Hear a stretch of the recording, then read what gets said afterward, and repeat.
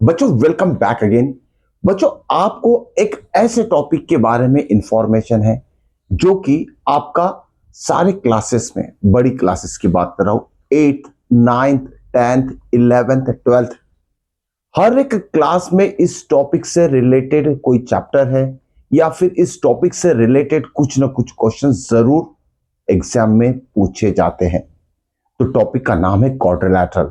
देखिए, क्लास 8 में quadrilateral chapter है, क्लास 9 में क्वाड्रिलैटरल चैप्टर है, क्लास 10 में क्वाड्रिलैटरल चैप्टर की जितनी भी प्रॉपर्टीज है वो यूज में आएगी क्वेश्चन सॉल्व करने में। जैसी कोऑर्डिनेट ज्योमेट्री हो गया, या तो वर्ड प्रॉब्लम्स हो गए, क्वाड्रेटिक इक्वेशन बोल लीजिए, linear equation in two variable बोल लीजिए, या तो फिर सरफेस एरिया वॉल्यूम में बोल लीजिए, कहीं ना कहीं इसका यूज आता ही है।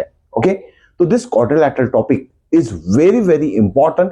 तो आपको इसके बारे में, क्वाड्रिलैटरल के बारे में सारी इंफॉर्मेशन होना बहुत जरूरी है। आज वही हम डिस्कस करने वाले, each and everything, types of quadrilateral, हर एक क्वाड्रिलैटरल की डिफरेंट प्रॉपर्टीज होती है, कैसे ये क्वाड्रिलैटरल आपस में रिलेट करते हैं, एक दूसरे से रिलेट करते हैं, ये सारी चीजें आज हम डिस्कस करने वाले। मिस नहीं करना है, आपको ये सारी इंफॉर्मेशन अच्छी तरीके से नोट डाउन करके रखनी, इट्स वेरी वेरी इंपॉर्टेंट। ध्यान में रखिएगा, टिल द 12th क्लास ये आपका पीछा नहीं छोड़ने वाला है। चलिए बात करते हैं क्वाड्रिलैटरल। क्वाड्रिलैटरल एक कॉमन वर्ड है, जैसे कॉमन वर्ड बॉय बॉय हो गया, गर्ल हो गया, एक कॉमन वर्ड है। तो क्वाड्रिलैटरल भी एक कॉमन वर्ड है जो एक क्लोज फिगर के लिए यूज किया गया, जिसमें 4 साइड्स रहते हैं, 4 एंगल रहते हैं। ठीक है, ऐसे कोई भी फिगर जिसमें 4 साइड 4 एंगल रहेंगे उसे हम क्वाड्रिलैटरल नाम देंगे। अब इसमें देखिए टाइप्स ऑफ क्वाड्रिलैटरल। ओके, सबसे पहला पार्ट आएगा टाइप्स ऑफ क्वाड्रिलैटरल। यही बहुत इंपॉर्टेंट पार्ट है, इसी में सब कुछ इंक्लूड होने वाला है, हर एक इंफॉर्मेशन बहुत इंपॉर्टेंट होने वाली है। चलिए फर्स्ट टाइप देखते हैं टाइप्स ऑफ क्वाड्रिलैटरल में। सबसे पहला आएगा ट्रेपेजियम। ओके, ट्रेपेजियम, अब इसमें एक ही प्रॉपर्टी आपको याद में रखना है। ट्रेपेजियम होता क्या है, कोई भी क्वाड्रिलैटरल जिसका वन पेयर ऑफ साइड अगर पैरेलल रहेगा, जैसे अगर इसका नाम दे दें हम A B C D, A B and this is C and D, आपको जो लेबलिंग करना है वर्टाइसेस, देखिए ये जो कॉर्नर्स रहेंगे इसे वर्टाइसेस कहते हैं, ध्यान में रखिएगा, 4 वर्टाइसेस इसमें रहेंगे। ओके, अब इसमें जो भी लेबलिंग होगी ना, एकदम साइक्लिक ऑर्डर में ही करना है आपको। इस तरीके से कीजिए ए बी सी डी, या तो फिर ए बी सी डी ऐसे लिख सकते हैं। ए की शुरुआत यहां से भी कर सकते हैं, यहां से भी कर सकते हैं, लेकिन आपको साइक्लिक ऑर्डर में ही लेबलिंग करना है। सबसे पहले ये ध्यान में रख लीजिए, अगर आपने ऐसी ए बी और सी डी किया तो बहुत सारे क्वेश्चन में कंसिडर क्या गलत कंसिडर किया जाएगा। ओके, तो ध्यान में रखना है, साइक्लिक ऑर्डर में लेबलिंग करना है। अब बात करते हैं इसकी प्रॉपर्टी की। अब देखिए ट्रेपेजियम में क्या होगा, सिर्फ एक ही प्रॉपर्टी इसकी, ध्यान में रखिएगा, one pair of opposite side is always parallel. A B is parallel to C D बोलो या तो डी सी बोलो, एक ही बात है। ठीक है, A B is parallel to D C.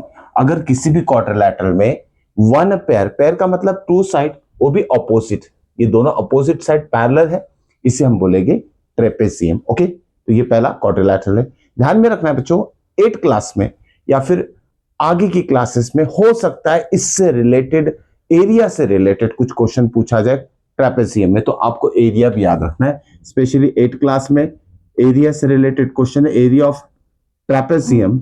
Okay, area of trapezium is given as what, half into bracket sum of parallel side, जैसे A B parallel to D C है। ठीक है, A B is parallel to D C है, तो sum of parallel side हम लिख लेंगे। Okay, into height. Clear, H for height, height क्या बनेगी ये, क्लियर, एक पर्टिकुलर हाइट बनेगी 90 डिग्री कोई भी एक ऊपर वाले वर्टेक्स से बेस के ऊपर। तो एरिया ऑफ ट्रेपेजियम क्या होता है, half into sum of parallel side into height. ये फॉर्मूला आपको मेमोराइज करना है। जैसे 10th क्लास में अगर मान लीजिए कोई रिलेटेड क्वेश्चन आया, जैसे 10th क्लास में कोऑर्डिनेट ज्योमेट्री में एक क्वेश्चन है जिसमें कि आपको एरिया ऑफ रोम्बस फाइंड करना है। ओके, तो फॉर्मूला तो वहां दिया नहीं रहेगा, आपको याद में रखना पड़ेगा ये फॉर्मूला। ओके, अगर आपको फॉर्मूला याद में नहीं रहेगा तो आप आंसर नहीं फाइंड आउट कर सकते, इसलिए फॉर्मूलास बहुत इंपॉर्टेंट है। तो ये दो चीजें याद में रखना है। ट्रेपेजियम के लिए one pair of opposite side क्या होता है, ओके, पैरेलल होती है, not equal, it is parallel, one pair of opposite side is parallel and area of trapezium is half into sum of parallel side into height. चलिए ये हो गया parallel trapezium के बारे में। लेकिन और एक इंपॉर्टेंट इंफॉर्मेशन है इक्विलैटरल ट्रेपेजियम किससे कहते हैं? इक्विलैटरल ट्रेपेजियम, जैसे आपने इक्विलैटरल ट्रायंगल सुना होगा, तो इक्विलैटरल ट्रेपेजियम भी होता है। तो इक्विलैटरल ट्रेपेजियम कब होगा ये ट्रेपेजियम? जब नॉन पैरेलल साइड, जैसे एडी और बीसी पैरेलल नहीं है, इसे बोलते हैं नॉन पैरेलल साइड। ये नॉन पैरेलल साइड अगर इक्वल इन लेंथ है, okay, AD is equal to BC है, तब हम इस ट्रेपेजियम को क्या बोलेंगे? व्हाट? Equilateral trapezium. कंडीशन क्या रहेगी? जो नॉन पैरेलल साइड्स है वो इक्वल इन लेंथ होना चाहिए, AD is equal to BC होना चाहिए, तब ये ट्रेपेजियम को हम क्या बोलेंगे? Equilateral trapezium. Okay, so next figure is parallelogram. अब देखिए मिलता जुलता फिगर है रेक्टेंगल से, ये ऑलरेडी मैं फिगर्स ड्रॉ कर चुका हूं, तो यहां मिलता जुलता फिगर है। अगर रेक्टेंगल को थोड़ा पुश कर दो आप, तो ये टिल्ट हो जाएगा राइट साइड में सपोज, तो क्या बन जाएगा आपका? पैरेललोग्राम। ओके, अभी पैरेललोग्राम की प्रॉपर्टीज के बारे में डिस्कस करते हैं यहां। तो क्या क्या प्रॉपर्टीज इन्वॉल्व है? This figure is very very important, parallelogram rhombus. Okay, इससे तो बहुत अच्छी तरीके से ध्यान देके आपको समझना पड़ेगा। सबसे पहले पैरेललोग्राम की प्रॉपर्टी नंबर 1 क्या कहती है? Opposite sides are parallel and equal, जिसे से लेबलिंग कर लेते, फिर से एबीसीडी नाम देते थे, इसे ABCD are the vertices of parallelogram. Okay, अब इसकी प्रॉपर्टी नंबर 1 क्या कहती है? Opposite sides are parallel as well as equal. Okay, first property of parallelogram क्या होगी? अपोजिट साइड, जैसे ए बी और डी सी अपोजिट साइड है, तो क्या लिखेंगे हम? A B is equal to D C, और साथ में क्या रहेगा? A B is parallel to D C. ये फर्स्ट प्रॉपर्टी रहेगी। तो यहां एक पेयर लिख दिया हमने, ए बी और डी सी।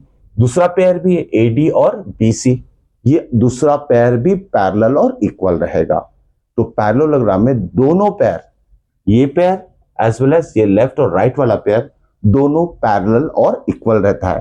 ट्रेपेजियम में सिर्फ एक पेयर पैरेलल रहेगा, इक्वल नहीं रहेगा, ध्यान में रखिएगा, सिर्फ पैरेलल रहता है इसमें ट्रेपेजियम में। लेकिन पैरेललोग्राम में opposite pairs, opposite sides are what? Parallel and equal. इतना आपको याद में रखना है। तो दूसरा पेयर क्या हो जाएगा? AD, AD is equal to BC लिख लेंगे हम, और साथ में AD is parallel to BC। ये बहुत इंपॉर्टेंट प्रॉपर्टी आपको याद में रखना है पैरेललोग्राम की। चलिए और एक चीज बता देते हैं। अब बात करते हैं इसके डायगोनल्स की।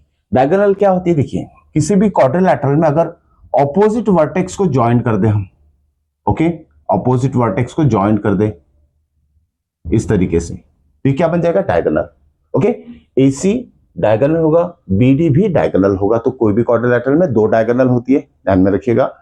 अब यह प्रॉपर्टी क्या है? Property number 2, the diagonals of parallelogram bisect each other. Okay, diagonals bisect each other, bisect each other किसकी? Parallelogram. The diagonals of parallelogram bisect each other। Bisect का मतलब क्या होता है? Bisect, by मतलब टू, sect मतलब डिवाइड करना, मतलब ये आपस में ही इक्वल पार्ट में डिवाइड हो जाती। तो this part is equal to this part रहेगा, और ये पार्ट और ये पार्ट इक्वल रहेगा। तो this 2 parts are equal, similarly this 2 parts are equal. तो ये अगर मान लेते हैं point of intersection of diagonal, मतलब पॉइंट ऑफ इंटरसेक्शन मतलब वो पॉइंट जिसमें ये दोनों डायगोनल आपस में कट कर रही है, इंटरसेक्ट कर रही है, इसलिए इसे पॉइंट ऑफ इंटरसेक्शन कहा जाएगा। ठीक है, तो ओ क्या हो जाएगा? इस डायगोनल AC का मिड पॉइंट हो जाएगा, क्योंकि ये AO और CO इक्वल है, साथ में DO और BO। तो इस डायगोनल BD का भी O क्या हो जाएगा? मिड पॉइंट हो जाएगा। ओके, इट्स वेरी इंपॉर्टेंट, ध्यान में रखिएगा। तो डायगोनल बाइसेक्ट ईच अदर लिख लिया हमने। साथ में और एक चीज ध्यान में रखिएगा, इसका किसका? पैरेललोग्राम की प्रॉपर्टी की बात करें फिर से। ओके, तो क्या हो जाएगा? देखिए, अब बात करते हैं एंगल की। Okay, property number 3, opposite angle कभी भी पैरेललोग्राम की क्या रहेगी? इक्वल रहेगी। ये एंगल A हो गया, ये एंगल C हो गया, दोनों इक्वल रहेंगे। तो ऑपोजिट एंगल्स क्या रहेंगे? Equal. Angle A is equal to angle C, और angle B is equal to angle D रहेगा। यहाँ ध्यान में रखिएगा, angle B is equal to angle D। तो प्रॉपर्टी नंबर 3 में हमने क्या देखा है? Opposite angles of what? Parallelogram are always of equal measure. अगर ये 30 डिग्री है तो ये भी 30 होगा, अगर ये 60 डिग्री है तो ये भी 60 डिग्री होगा, अगर ये 100 डिग्री है तो ये 100 डिग्री होगा, ये 80 डिग्री है तो ये 80 डिग्री होगा। चलिए वन मोर प्रॉपर्टी ध्यान में रखिएगा, एंगल से रिलेटेड ही कोई भी तो एडजेसेंट एंगल की बात करते हैं अगर पैरेललोग्राम में, तो उसका सम जो रहेगा 180 डिग्री रहेगा। इसी कोई भी तो एडजेसेंट ले लो, पास वाला एंगल, ठीक है, ए और डी पास में, ए और बी पास में, तो हम क्या लिखेंगे, ए प्लस डी ले लेते हैं, इसका सम कितना रहेगा 180 डिग्री, ठीक है, ध्यान में रखिए sum of adjacent angle is always 180 degree. Okay, अब देखिए क्यों 180 डिग्री रहता है, क्योंकि दोनों पैरेलल है, AB is parallel to DC, तो AD क्या होगा, ट्रांसवर्सल, जिसके वजह से ये दोनों एंगल क्या रहेंगे, interior angle on the same side of a transversal, ठीक है, इसे को इंटीरियर एंगल्स भी कहते हैं। दो पैरेलल साइड्स है, ये AD ट्रांसवर्सल होगा, सभी के लिए लागू, ये इसके लिए भी लागू, ये भी, इसका भी सम 180 आएगा, ये दोनों का भी सम 180 आएगा, इस दोनों का भी सम 180 आएगा। सिर्फ इसकी अगर बात करें, एग्जांपल लेते हैं, इसी के बारे में सोचेंगे, बात बाकी सबके लिए भी सेम चीज अप्लाई होगी। तो A प्लस डी कितना 180 डिग्री क्यों होता है, क्योंकि ये को इंटीरियर एंगल है, ठीक है। तो आपको याद में रखना पैरेललोग्राम की property, related to angle opposite angle equal रहेगी, ठीक है। और सेकंड क्या है, जो भी एडजेसेंट एंगल रहेगा उसका सम कभी भी 180 डिग्री आएगा। ओके, अब बात करते हैं नेक्स्ट फिगर की। चलिए, हाँ, और एक चीज, अब बात करते हैं इसका एरिया भी। अगर आपको एरिया ऑफ पैरेललोग्राम फाइंड करना है तो क्या लिखेंगे, सिंपल देखिए, area of parallelogram is what, area of parallelogram is base into height, ठीक है, ध्यान में रखिएगा, बेस इनटू हाइट। अब ये हाइट लाएगी कहां से, ठीक है, हाइट कहां से लाएगी, बेस तो ठीक है DC हो गया, कोई भी एक बेस ले सकते हैं, लेकिन हाइट कहां से लाएगी, अगर आपको हाइट फाइंड आउट करना है पैरेललोग्राम की, ये एरिया हो गया, तो एक कोई भी वर्टेक्स से उसके अपोजिट साइड पे परपेंडिकुलर आपको ड्रॉ करना पड़ेगा, क्लियर, ये हो जाएगा height of the what, parallelogram. तो एरिया ऑफ पैरेललोग्राम क्या होता है, बेस इनटू हाइट। ओके, यहां हम प्रॉपर्टी भी देख रहे हैं और एरिया भी कैसे फाइंड आउट की जाते हैं वो भी हम यहां सीख रहे हैं। ओके, तो एरिया ऑफ पैरेललोग्राम लिखेंगे बेस इनटू हाइट। अगर हम DC बेस कंसीडर करते हैं तो इसका हाइट क्या हो जाएगा, इसका नाम दे देते हैं m, तो AM इसका हाइट हो जाएगा, जो कि H से रिप्रेजेंट करेंगे। तो एरिया ऑफ पैरेललोग्राम कैसे लिखेंगे हम, बेस इनटू हाइट, क्लियर। चलिए नेक्स्ट फिगर देखते हैं, rhombus. Next figure is rhombus. अब देखिए रोम्बस, अब बाद में रिलेशनशिप भी बनानी है इन सब में, वो रिलेशनशिप बहुत इंपॉर्टेंट है। कैसे, दो फिगर या जैसे पैरेललोग्राम और रोम्बस के दोनों आपस में कैसे रिलेट करते हैं वो चीज भी समझना बहुत जरूरी है, वो फाइनल पार्ट रहेगा हमारा आज के वीडियो का, ठीक है। तो यहाँ रोम्बस की बात करते हैं, ये हो गया रोम्बस, फिगर ध्यान में रखिएगा, रोम्बस। यहां भी क्या होगा, दो डायगोनल ड्रॉ करना पड़ेगा, लेकिन उससे पहले लेबलिंग कर लेते, चलिए इसे लिख लेते PQRS, PQRS, ये वर्टाइसेस हो गए इस रोम्बस के। ओके, अब यहां सबसे पहली प्रॉपर्टी क्या आएगी, साइड से रिलेटेड। रोम्बस में चारों साइड्स इक्वल रहती है। क्या है पहला पार्ट इसका, all four sides of rhombus are always equal, clear. तो चारों साइड्स इक्वल रहेगी, ऑल साइड्स आर इक्वल, इस ये और ये चारों साइड्स इक्वल रहेगी रोम्बस में। ओके, उसके बाद opposite sides are parallel, already equal तो है चारों साइड, तो ऑपोजिट साइड इक्वल लिखने की जरूरत नहीं है, ऑलरेडी चारों साइड इक्वल लिख चुके हैं हम। Okay, all sides are equal, यहां लिख लेते हैं ऑल साइड्स आर इक्वल, ठीक है, ये पहला पार्ट हो गया उसका। ऑपोजिट साइड्स आर पैरेलल मतलब क्या लिखेंगे हम, पॉइंट नंबर 2 में ऑपोजिट साइड्स आर पैरेलल मतलब PQ is parallel to SR, PQ is parallel to SR, ठीक है। और साथ में क्या रहेगा, ये भी पैरेलल रहेगी opposite side, PS is parallel to QR, PS is parallel to QR। ये चीज ध्यान में रखना है रोम्बस के बारे में, चारों साइड तो इक्वल रहेगी, ऑपोजिट साइड पैरेलल रहेगी। अगर इस रोम्बस को फिर से पैरेललोग्राम से कंपेयर करते हैं तो पैरेललोग्राम में हमने क्या पढ़ा, सिर्फ ऑपोजिट साइड इक्वल रहती है, लेकिन रोम्बस में क्या पढ़ा हमने कि ऑल फोर साइड्स इक्वल रहती है। ये डिफरेंस आपको ध्यान में रखना है। ओके, उसके बाद जो एंगल की प्रॉपर्टी यहां है, ऑपोजिट एंगल इक्वल रहते हैं, तो रोम्बस में भी ऑपोजिट एंगल इक्वल रहते हैं। जैसे यहां angle D is equal to B था और ये a is equal to C था, तो यहां भी p is equal to R रहेगा और q is equal to S रहेगा। ओके, तो ये प्रॉपर्टी कॉमन है पैरेललोग्राम में और रोम्बस में कि ऑपोजिट एंगल्स आर इक्वल। उसके बाद डायगोनल की बात करते हैं। यहाँ और से एंगल की अगर बात करेंगे तो p एडजेसेंट एंगल का सम भी, एडजेसेंट एंगल का सम भी 180 डिग्री ही रहता है पैरेलल रोम्बस में, जैसे पैरेललोग्राम में था। तो ये दोनों प्रॉपर्टी कॉमन है पैरेललोग्राम में एंगल से रिलेटेड। अब बात करते हैं यहाँ डायगोनल्स की। अगर हमने इसे ज्वाइंट कर दिया, ये फर्स्ट डायगोनल हो जाएगी, ये सेकंड डायगोनल हो जाएगी, ये पॉइंट ऑफ इंटरसेक्शन हो जाएगा। क्या ये प्रॉपर्टी भी पैरेललोग्राम के प्रॉपर्टी से थोड़ी मैच होगी। हम लिख सकते हैं diagonals of rhombus bisect each other. ठीक है, इसमें भी डायगोनल्स बाइसेक्ट कर रही थी, लेकिन यह डायगोनल बाइसेक्ट तो करेगा, लेकिन एडिशनल पार्ट आपको याद रखना है, जो भी एंगल्स यहां फॉर्म हो रहे हैं ना, ये 90 डिग्री एंगल बनेंगे सारे। ठीक है, तो क्या बोलेंगे हम, diagonals of rhombus bisect each other at right angle. ठीक है, तो यहां जो एंगल बन रहे हैं यहाँ ओ से, ये सारे 90 डिग्री बन रहे हैं, इसमें नहीं बनते हैं। पैरेललोग्राम में 90 डिग्री एंगल फॉर्म नहीं करती है दो डायगोनल जब आपस में इंटरसेक्ट करती है, लेकिन पैरेललोग्राम में डायगोनल इंटरसेक्ट करती है आपस में और 90 डिग्री एंगल ही बनाएंगे। तो यहाँ जो चार ट्रायंगल फॉर्म हो रहे हैं ना, ये चारों राइट एंगल ट्रायंगल बनेंगे यहाँ। तो this is very very important property of what, rhombus. Clear, इतना क्लियर हो गया बच्चों? ओके, सब कुछ अच्छे से समझ के नोट डाउन जरूर कर लीजिएगा, this is very very important topic. चलिए, ये तो हो गया इसका डायगोनल के बारे में। अब बात कर लेते हैं एरिया के बारे में। एरिया ऑफ रोम्बस कैसे निकालेंगे, एरिया ऑफ रोम्बस। ओके, ये क्वेश्चन जो है 10th क्लास में कोऑर्डिनेट ज्योमेट्री में पूछा गया है। टेक्स्ट बुक उठा के देख लीजिए, लास्ट क्वेश्चन है। ओके, एक्सरसाइज नंबर 2 का 7.2 का लास्ट क्वेश्चन है ये। Area of rhombus find out करने बोला है, तो कैसे करेंगे, देखिए, half into d1 into d2। ये d1 d2 क्या है, d फॉर डायगोनल, d1 मतलब फर्स्ट डायगोनल, pr समझ लीजिए, d2 मतलब second diagonal, it is qs समझ लीजिए। जब इसकी लेंथ अगर हमें पता चल गई दोनों की डायगोनल की, तो हम उसका एरिया भी फाइंड आउट कर सकते हैं।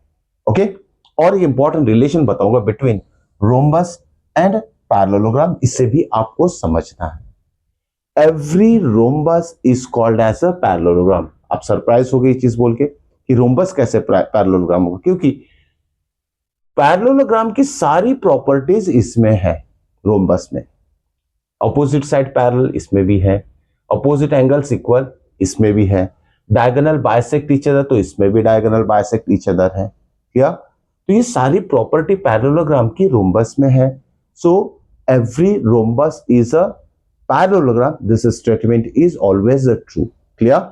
अब देखिए, अब मैंने बोला कि रोम्बस पैरेललोग्राम है, क्या हम पैरेललोग्राम का जो एरिया है बेस इनटू हाइट इसमें अप्लाई कर सकते हैं? हाँ, बिल्कुल कर सकते हैं, ध्यान में रखिएगा।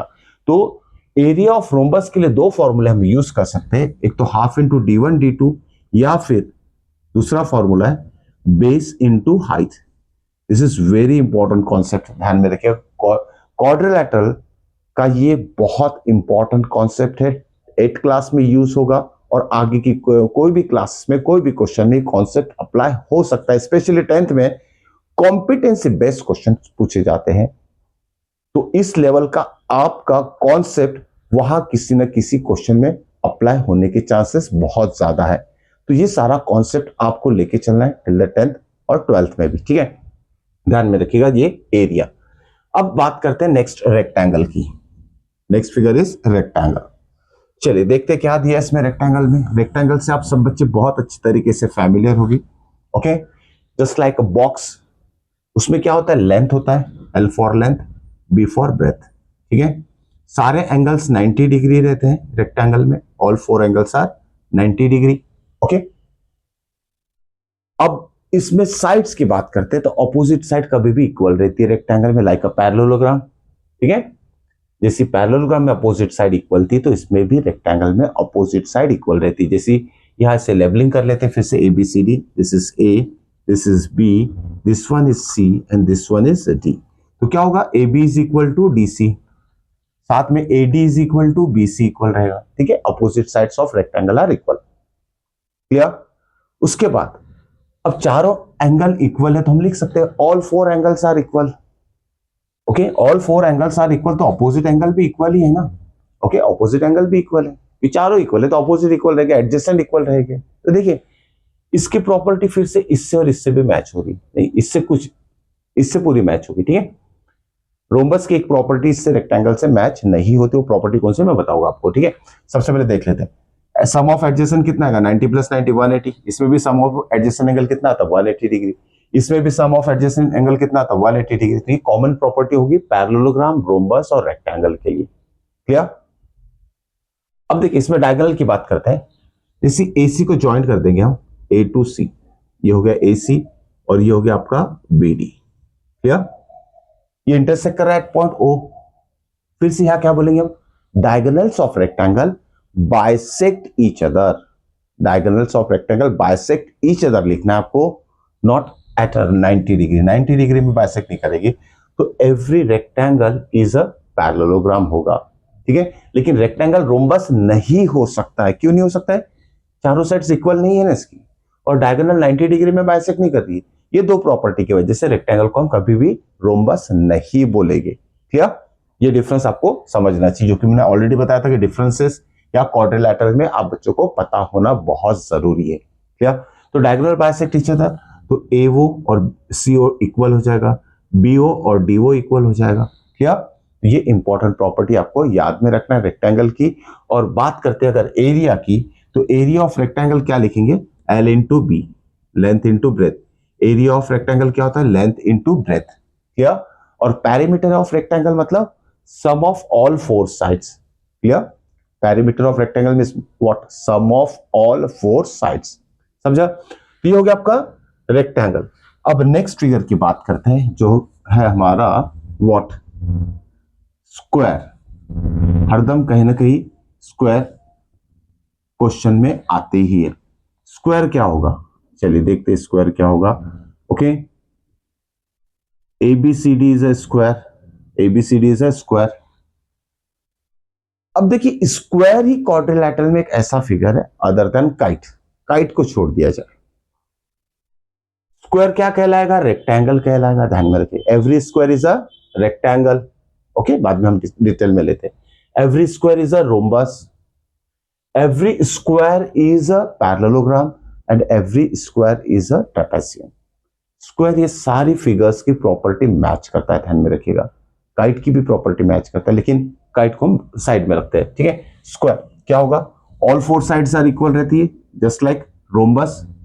रोम्बस में भी चारों साइड इक्वल रहती है, स्क्वायर में भी चारों साइड्स इक्वल रहती है। क्लियर? चारों एंगल कभी भी 90 डिग्री रहेगा स्क्वायर में, all four angles are 90 degree each, ठीक है। डायगोनल्स जो रहेगी बाइसेक्ट करेगी आपस में, डायगोनल्स बाइसेक्ट ईच अदर। अब रेक्टेंगल की बात करते हैं, डायगोनल बाइसेक्ट तो बोला हमने। यहां और एक चीज याद में रखना है, length of the diagonal. Rectangle और स्क्वायर में जो डायगोनल्स की लेंथ रहेगी वो इक्वल रहेगी, बाकी कोई फिगर में नहीं रहेगी। सिर्फ स्क्वायर और रेक्टेंगल में लेंथ ऑफ डायगोनल्स इक्वल रहेगी। 10th क्लास में इस कॉन्सेप्ट का यूज है again in what, coordinate geometry में।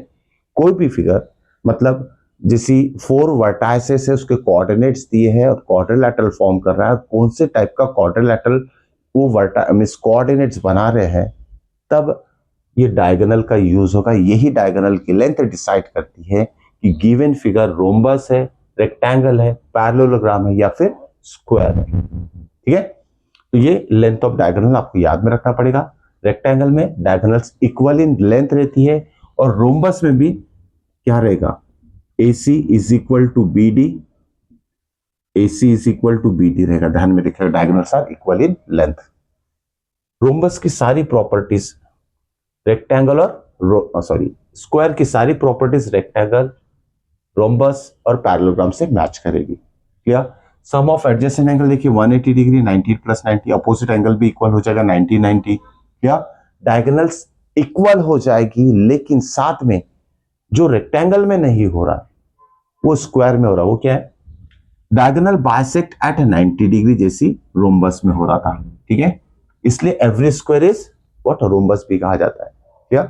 बट रेक्टेंगल को हम रोम्बस नहीं बोलेंगे, क्लियर। तो यार 90 डिग्री में ये डायगोनल बाइसेक्ट कर रही है। अब एरिया ऑफ स्क्वायर तो आपको पता ही है बच्चों, एरिया ऑफ स्क्वायर क्या होता है, साइड स्क्वायर, ओके, तो लिखने की जरूरत नहीं है, ठीक है। तो ये थी सारी प्रॉपर्टीज आज क्वाड्रिलैटरल की। होप सो बच्चों सारा समझ में आया होगा, अच्छी तरीके से नोट डाउन करके रखिए डिफरेंसेस क्वाड्रिलैटरल के फिगर में आप बच्चों को पता होना चाहिए, ठीक है। तो स्पेशली 9th क्लास के बच्चों के लिए नेक्स्ट वीडियो हम शुरू करने वाले चैप्टर क्वाड्रिलैटरल से, ओके, तो देखना मत भूलिएगा, सारा इजी तरीके से क्वाड्रिलैटरल चैप्टर धीरे धीरे हम कवर करेंगे। तो मिलते हैं नेक्स्ट वीडियो में, टिल देन गुड बाय।